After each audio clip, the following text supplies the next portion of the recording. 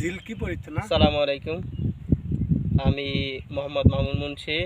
আমি সৌদি আরবের জেদ্দা থাকি। তো আমি কাজ করি হচ্ছে আবদুল্লাহ ইউনিভার্সিটি ওরফে কেক।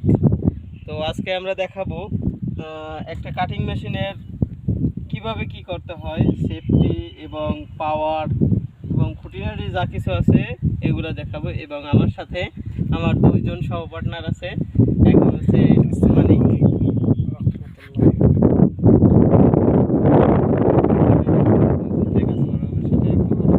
মোহাম্মদ মালিক শেখ। আমি মামুন ভাইয়ের সঙ্গেই এই কেকে কাজ করি।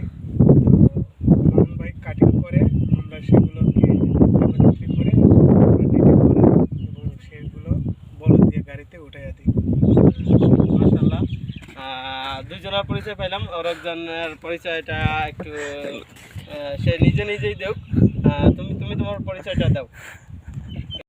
তো প্রথমে আমরা যারা সৌদি আরবে কাটিং করি, তো আমাদের একটা বিষয় জানতে হবে যে এই যে ব্লেডটা, এই ব্লেডটা আমরা কিভাবে সোজা করব। তো ফার্স্ট অফ অল এই যে একটা লক, এই লকটা নিচের দিকে প্রেস করতে হবে এবং এইভাবে, এইটা হচ্ছে হাতল, এইটা দিয়া আপনার যেরকম লাগে সেরকম আপনি সোজা করতে পারবেন। যদি একটু বাঁকা লাগে বাঁকা করতে পারবেন। তো আমি যেহেতু উপরে কাটিং করব সেহেতু আমার সোজা দরকার, আমি সোজা করে নিলাম। এবার একটু কাছে আসো। এটা হচ্ছে অন অফের সুইচ। এটা যদি এদিকে থাকে তাহলে মেশিন কখনো স্টার্ট নেবে না। যখন আমরা এটা এইভাবে দেব তারপরে মেশিনটা স্টার্ট নেবে। এক, দ্বিতীয়ত এটা হচ্ছে স্টার্টিংয়ের হাতল, এটা টান দিলে মেশিনটা স্টার্ট হয়। তো এখন আমরা আপনাদেরকে মেশিনটা স্টার্ট করে দেখাবো। বিসমিল্লাহির রহমানির রহিম।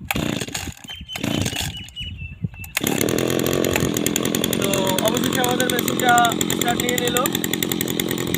আর আরেকটি যদি দেখাচ্ছি, বাম হাতটা সবসময় এখানে রাখবেন এবং এই যে প্রেসটা দেখতেছেন, এটা প্রেস করার পরে এটা হচ্ছে পিক আপ।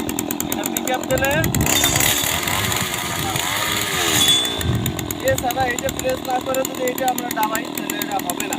ঠিক আছে, তো এটা তো স্টার্ট হয়ে গেছে। আমরা আপাতত বন্ধ করে ইঞ্জিনটা তেলটা আমরা ভরে নেব।